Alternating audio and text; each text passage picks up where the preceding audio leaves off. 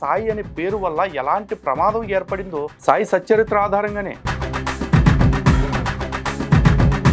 దయచేసి హిందువులు అలాగే సాయి భక్తులు వీలైతే పరమతస్తులు అందరూ కూడా ఈ వీడియోని చివరిదాకా చూడండి. ఈ మిరాకిల్ చేయడానికి ముందు దాని గురించి వర్ణిస్తూ కొన్ని మాటలు చెప్పారు, ఒకసారి చూడండి.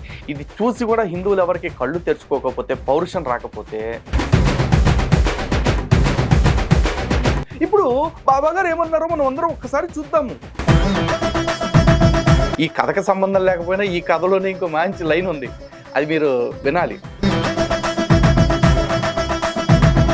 గ్రామంలో ఉన్న హిందూ దేవీ దేవతలు ఎవ్వరూ కూడా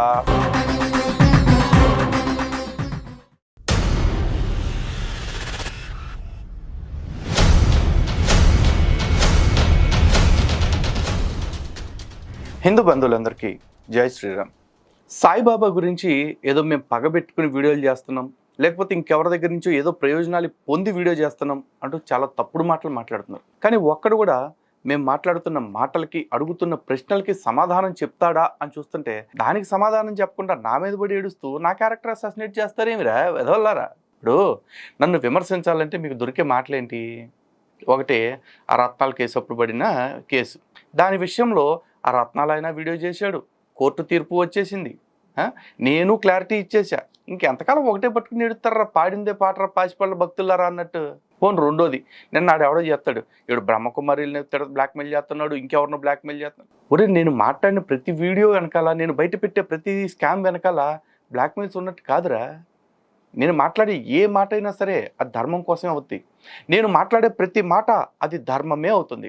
ఇప్పుడు సనాతన ధర్మానికి సాయి భక్తి వల్ల, లేకపోతే సాయి అనే పేరు వల్ల ఎలాంటి ప్రమాదం ఏర్పడిందో సాయి సచ్చరిత్ర ఆధారంగానే మరో కథతోటి నిరూపించబోతా ఉన్నా.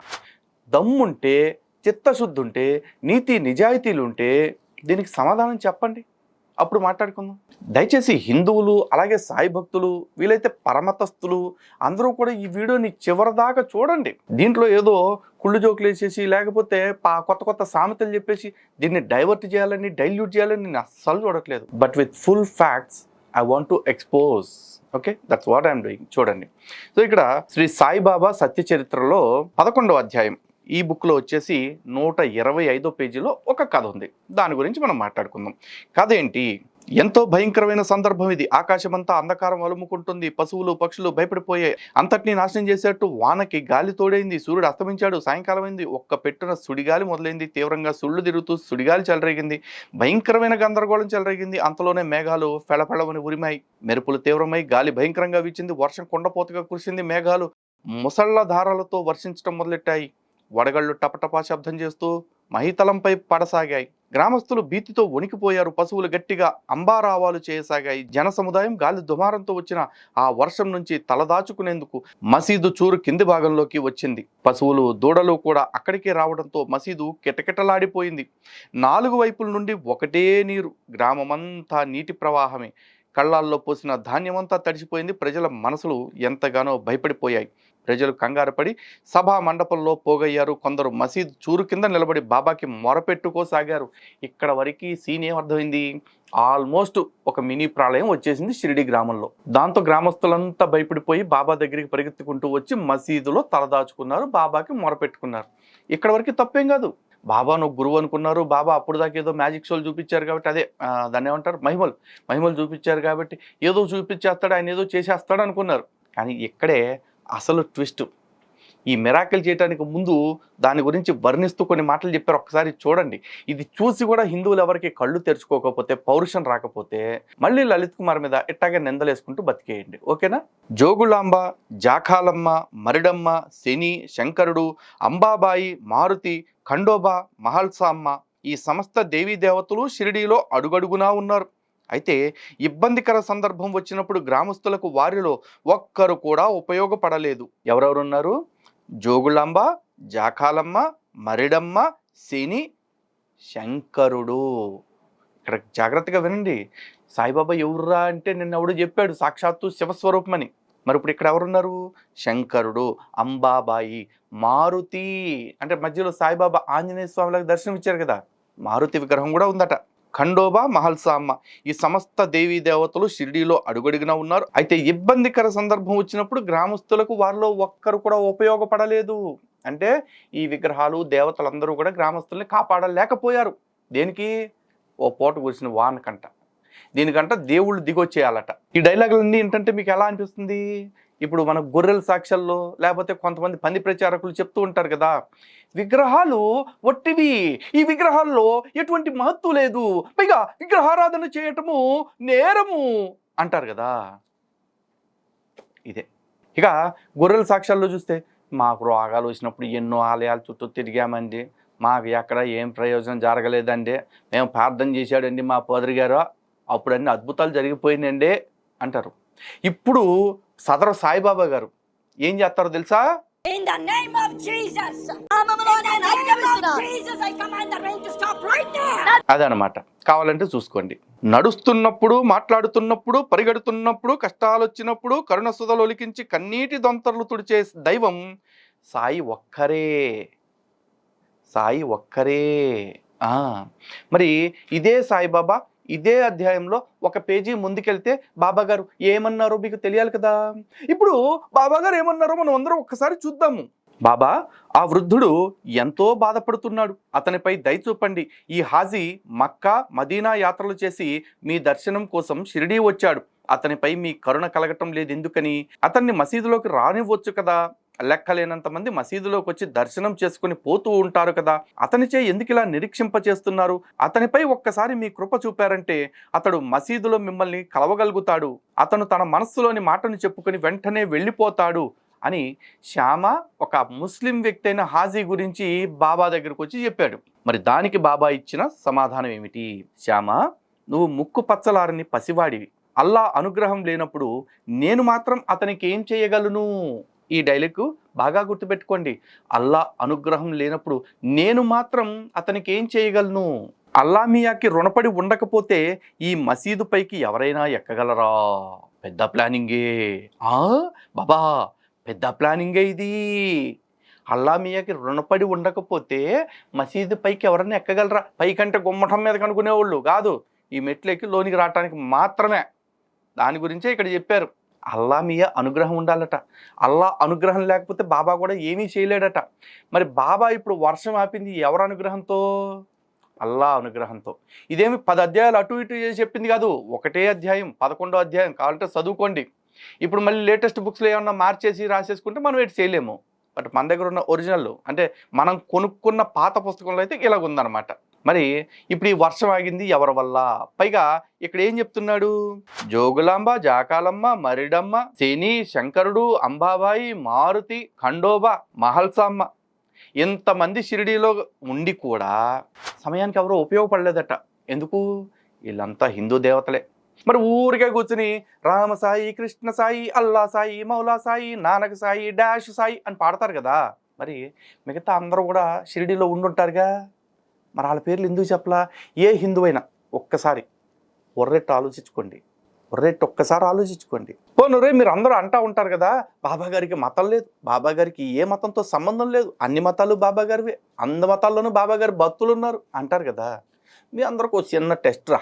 ఇప్పుడు అది ఇది అంటే మనం తట్టుకోలేం. షిరిడీ బాబా ఆల్మిక్స్ చెంచంగా, సకల ధర్మ సమ్మేళన మేళంగా. ఇప్పుడు షిరిడీ నుంచి సాయిబాబా గారికి అర్చన చేసి తెచ్చిన ప్రసాదం ఉంటుంది కదా, ఆ గోళీలో పోళీలో అంటారు, అది తెల్లగా ఉంటాయి. అయ్యో స్వీట్గా బాగుండేవి, ఇవన్నీ టేస్ట్ కూడా చాలా బాగుంటాయి. అట్లాంటివి మీరు తీసుకురండి. మేము ఒక 4-5 పాస్టర్ల పేర్లు చెప్తాం. ఆ పాస్టర్ల దగ్గరికి వెళ్ళి, యా మా సాయిబాబా అండి, మనందరి సాయిబాబా అండి, అసలు బాబాకి మతం లేదండి అని చెప్పి ఆ ప్రసాదాన్ని, సాయిబాబా ప్రసాదాన్ని, సాయిబాబా ఏ మతానికి చెందనివాడని చెప్పి ఆ పాస్టర్ల చేత తినిపించండి.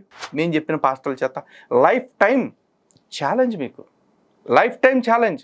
ఎవడు ఈ ఛాలెంజ్కి వస్తాడో రండి. ఎందుకంటే మీరు అన్ని మతాల యొక్క సంక్షేమం చూసేవాళ్ళు కదా. ఓరైనా గోళిక్కలు మోకాలు వేసుకుని అన్ని మతాలు సమానం అని ఆల్రెడీ అన్ని మతాలని సమానంగా గౌరవించే హిందువులకు కాదరా సోంబేరులారా చెప్పాల్సింది. పక్కన వేరే మతం వాడు కనపడితే అన్ని నా మతంలోకి మార్చేసుకోవాలనుకునే పాషండ మతాలు ఏవైతే ఉన్నాయో, ఎడారి మతాలు, వాళ్ళ దగ్గరికి వెళ్ళి చెప్పాలి అందరూ సమానమే, అన్ని మతాలు సమానమే, మీలో పుట్టిన వ్యక్తి అంటే మీ ఇస్లాంని పాటించిన వ్యక్తి కూడా ఇదే చెప్పటానికి షిరిడీకి వేంచేశాడమ్మా.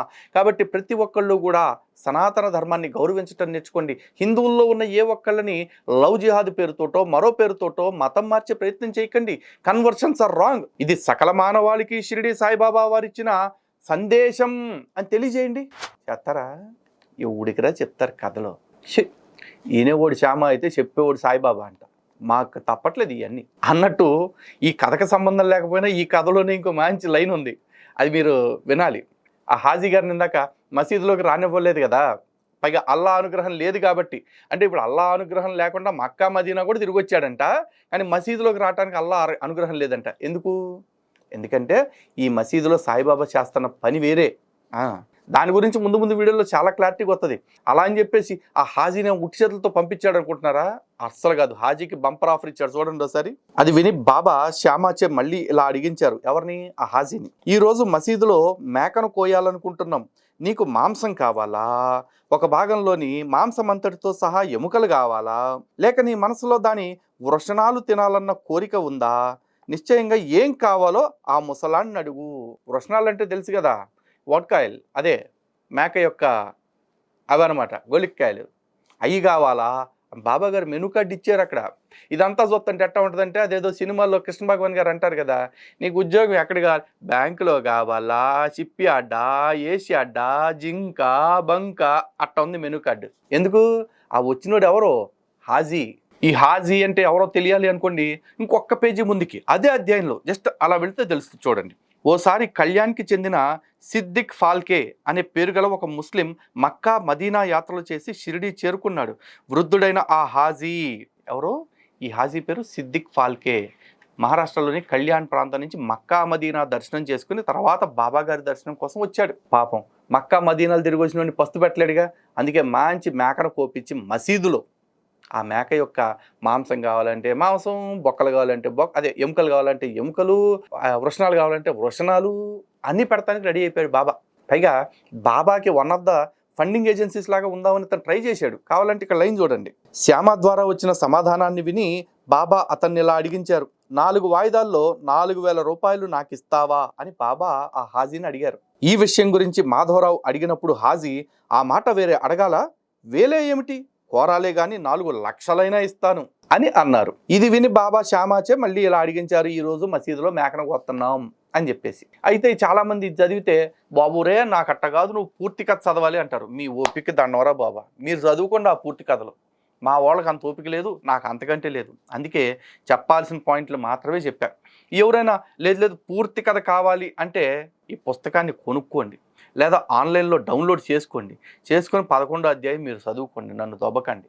ఓకే, నేను చెప్పాలనుకున్న వాస్తవాలు, నేను చెప్పాలనుకున్న సందేశం క్లియర్గా చెప్పేశాను. కానీ షార్ట్కట్లో మళ్ళీ ఒకసారి రివైండ్ వేస్తున్నా చూడండి. దానిలో చెప్పింది ఏంటయ్యా అంటే, గ్రామంలో ఉన్న హిందూ దేవీ దేవతలు ఎవ్వరూ కూడా సమయానికి ఆదుకోలేదు, ఉపయోగపడలేదు గ్రామస్తులకి. మంచి వర్షం వరద వచ్చినప్పుడు ఆ టైంలో బాబా గారు మ్యాజిక్ షో చేసేసి I command the rain to stop in the name of God అన్నారు. అయిపోయింది వర్షం.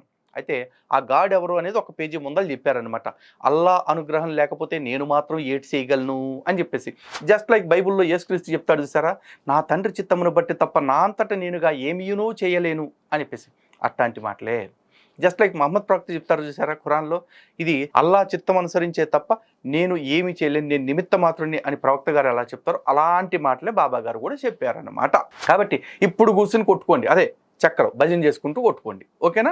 కానీ హిందువులకు మాత్రం మళ్ళీ పిలుపునిస్తున్నా, దయచేసి ఈ కుహన లౌకికవాదాన్ని, ఇలాంటి భక్తిని, మూఢభక్తిని విడిచిపెట్టేసి స్వచ్ఛ సనాతన ధర్మం వైపు అడుగులేయండి. మీరు ఇప్పటికే ఈ మార్గంలో ఉంటే ఆ మార్గాన్ని విడిచిపెట్టడానికి సత్యాన్వేషణ చెయ్యండి. ఎందుకంటే సనాతన ధర్మం అంటే శివారాధన, శవారాధన కాదు. బహుశా మీ అందరికీ అర్థమయ్యిందని అనుకుంటున్నాను. జై శ్రీరామ్, భారత్ మాతకి జై.